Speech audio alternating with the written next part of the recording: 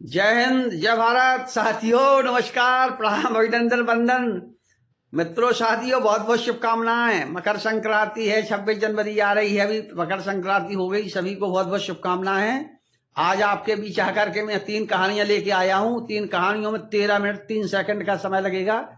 पूरी कहानी सुनिए, बहुत अच्छी है। कहानी को अपने रिश्तेदारों को, दोस्तों को फॉरवर्ड करिए।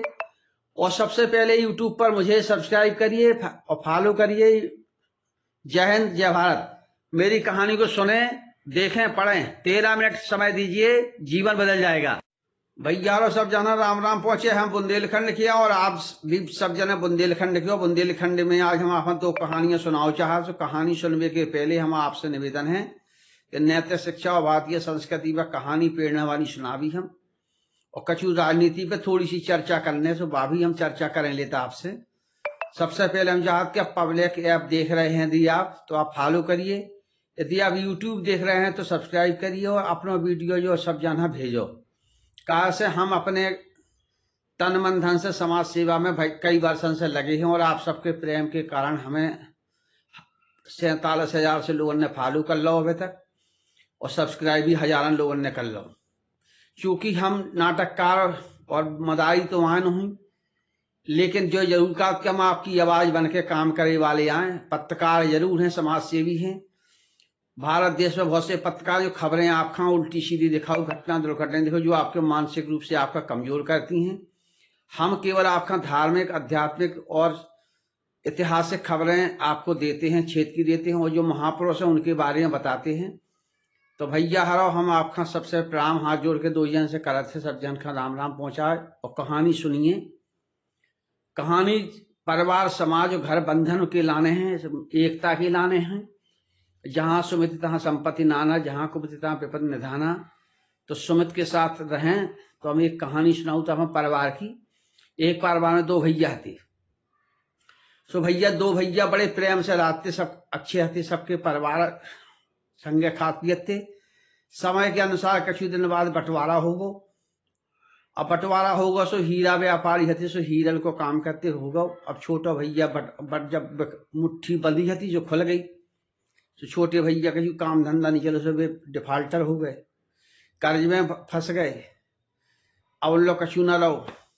सो बड़े भैया ने उनसे कही कि बड़े भैया, अब तुम बुजुर्ग हो गए और कर्ज में डूब गए हो, हम आपका एक अकल दे, सो अकल से काम करो थोड़ी सो आप। हम जो हीरा है नकली है, और नकली हीरा आप हम बढ़िया एक डब्बा में बंद करके लाल में चमका के दे दी। सो आप घर वाली ने बता दियो, बच्चे ने बता दियो कि हम मर जाएं। सो मुसीबत में जो हीरा आपका कामा है, चूंकि अब हम चलती बिरिया हैं। हुआ यही कि कुछ दिन बाद वो शांत हो गए। अब बड़े छोटा भैया तो खूब विकास का, तो मेहनत का, तो लगन से काम कर, तो सो वो खूब अपना धंधा व्यापार चल रहा। अब बड़े भैया खत्म हो गए, तो उनकी घरवाली बच्चा रहीसी में चलत रहे, सो कमजोर पड़ गए। अब जमीन जायदाद भी बेच डाली, घर बकरी बेचने की नौबत आ गई। तो घरवाली बोली, बच्चन की बताई कि बेटा तुम्हारे पिताजी हमें एक हीरा दे गए थे, आज तक हम बताओ ये जो हीरा धरो डब्बा में बंद है, यहाँ बाजार में बेच आओ और बेच करके यहाँ ले आओ। तो उनने की मम्मी ऐसा है कि अपने चाचे जी हीरा को काम कर, सबसे पहले उन्हीं से बात करें, और उन्हीं से बात कर जो हीरा बेच ले लें, गाने रख दें, तो अपन धंधा पानी हम करें। अब चूंकि हमारे पिताजी खत्म हो गए, हमारे कछु बचू नहीं है, हम लोग टूट चुके हैं। तो मताई ने कही अच्छी बात है, अगर लाला जी आपका कर्जा दे दे हमारे, तुम्हारे चाचा, तो ले लो।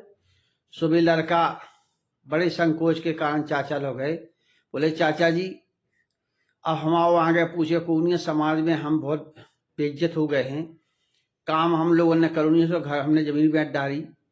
बोले बेटा हम पता है तुम लोग अकलमण हो, काम चोर हो, इसलिए परेशानी आपके सामने आ रही, पर लेकिन हम एक बात आप हम बताओ कि जो हीरा तुम ले आए सो ठीक है, रख लो, हमें देखने नहीं है, लेकिन सर देख रहे हैं कि हीरा तो रखो रन दो, लेकिन हमसे तुम 5 लाख रुपया ले जाओ, सो व्यापार करो, सो अपने भैया मताई को पालन अच्छो करो, सो बुरी संगत छोड़ दो। लड़कन ने ऐसे ही करो, ले गए उन्हें धंधा व्यापार करो, हीरा को छोड़ के दूसरे धंधा पानी करे और काम करे, दुकानें खोली, काफी व्यापार बढ़ गो, आगे चल गो। और जब पैसा वाले हो गए तो बेगा बोले चाचा जी हमारा पैसा आपके 5 लाख रुपया हो गए और आप जो कुछ ब्याज का हुआ आपने संकट के समय 7-10 में 5 लाख रुपया और ब्याज का बोले बेटा ब्याज नहीं चाहना 5 लाख लेते सो 5 माह जाके इतना दे दो अपना हीरा जिया को तो वो धरो तिजोरी में से उठा लो। पर लेकिन हमारा एक निवेदन है आपसे और है बेटा आ रहा हो कि हीरा हाँ तुम और दुकान पे दिखा लो हमसे अच्छे वाले उकी परख करे आओ करवा लो। बोले यहाँ बोले तुम्हें बेटा हमारी कसम है सौगंध है तुम चले जाओ। तो 5 लाख रुपया उनने दे और न चाचा ला से हीरा उठाओ हीरा की घरे आए घर से बोले मम्मी चाचा ऐसा कह रहे कि हीरा दिखवा लो। तो बोले चलो हम चलो सो हीरा लेके भी दो दुकान पे गए।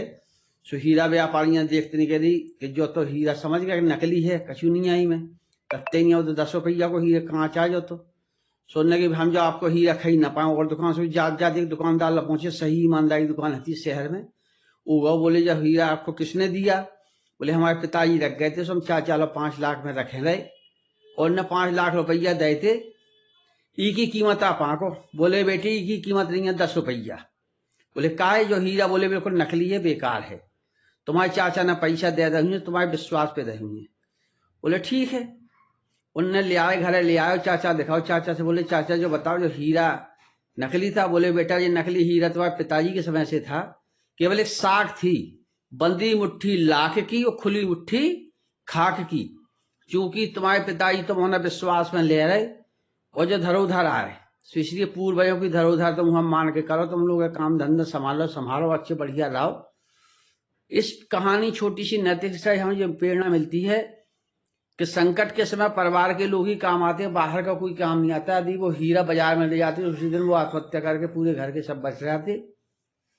लेकिन चाचा ने उनकी मदद करी और हीरा के कच्चे हीरा के भी 5 लाख रुपये उन्होंने देखे और अपने बच्चन का अपने भतीजा ने अपनी बहू का बचाओ उन्हें मार्गदर्शन दो दिशा दिखाओ। तो हमारा ये कहने का है कि आप लोग ये कहानियां सुनते हो तो जीवन में उतारें घर में मिलता सुमित रहें बैर बुराइयां दूर करें। बाहर के कभी काम नहीं आते घर के ही काम आते खून के रिश्ते ही काम आते हैं। दोस्तों हमें एक कहानी और छोटी सी याद आती है। एक बार सभी धातुएं इकट्ठी हुई सभी धातुओं ने अपना अपना दर्द बताया तो चांदी से पूछा कि आपके ऊपर जब हथौड़ी घलती तो आपकी आवाज चिल्लाने की कम क्यों होती है। उनने कहा मैं नहीं कह सकता हूं मैं तो चूंकि मजबूत रहती हूं अंदर से तो इसलिए हथौड़ी की वजह से जाता हूं। तामे से पूछा तो तामे ने कहा कि हमारे मंदिर थोड़ा कमजोर है हम चिल्लाते हैं तो जो आवाज अलग आती है। इसी प्रकार से हथौड़ी अन्य धातुओं पड़ती है तो अलग अलग आवाज निकलती है। जब लोहा से पूछा तो लोहा ने रोकर चिल्ला के कहा कि आप मेरे दर्द को मत पूछिए। बोले क्यों। जब बोले अपने लोग अपने को पीटते तो मुझे सबसे ज्यादा दर्द होता है। इसलिए आपने देखा होगा जब घर का कोई बच्चा गलत रास्ते जाता माता पिता डांटते चाचा डांटते भैया डांटते उसको सबसे बुरा लगता है। लेकिन यदि वो वही बाहर जाए और उसकी बेइज्जती हो जाए उसको दर्द नहीं होता है। तो हमारा ये कहने का मतलब है कि घर की बातों अगर डांटते हैं मारते तो माता पिता गुरु की वाणी बने विचार सदा शुभ जानी। माता पिता गुरु की वाणी को ध्यान से सुने उसको जीवन में अनुसरण करें उनके रास्ते पर चलें बड़ों का आदर करें बड़ों का सम्मान करें अपने परिवार में जिम्मेदारी निभाएं। देखिए मैं आज आपके सामने हूं मेरी उम्र 65 साल पूरी हो चुकी 66 में चल रहा हूं। आपको ढाल चाल चेहरे से सामाजिक कार्यों से नहीं लगता है गंगेली जी 66वें वर्ष में चल रहे हैं क्योंकि मैं नियम से चलता हूं संयम से रहता हूं। आपसे 2-3 बातें और थोड़ी सी करना थी हमको कि ज्ञान जो होता है वो प्रकाश का स्वरूप होता है और अज्ञानता अंधकार का स्वरूप होता है। इसलिए ज्ञान की बातें करिए ज्ञान को ग्रहण करिए अंधकार को भगाइए और दान करते रहिए।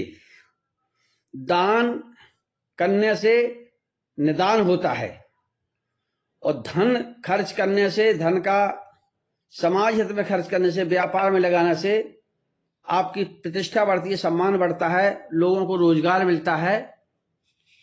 और यदि धन को संग्रह करके रख जाते हैं तो निधन का कारण बनता है। इसलिए दान के पहले नी लगाते तो निदान हो गया और धन के पहले अगर अपन नी लगाते तो निधन हो गया। हमें छोटी छोटी बातों को ध्यान करना है। इस प्रकार से दृष्टि से सृष्टि चलती है और दृष्टि अगर आपकी खराब है तो कुदृष्टि हो जाती है, कुदृष्टि पछता आ जाती है, हमारे मन के दुर्विचार हो जाते हैं।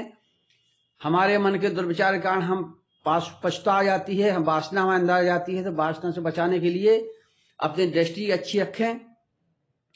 निरोगी रहने के लिए आप सुबह सूर्योदय के पहले उठ जाइए, बिस्तर छोड़ दीजिए, योग व्यायाम करिए, निन्ने पानी पीजिए, समय से भोजन करिए, समय से चलना फिरना, मन में दुर्विचार न रखें, क्योंकि जो कुछ होना है प्रकृति के हाथ में, अपने हाथ में कुछ है नहीं है।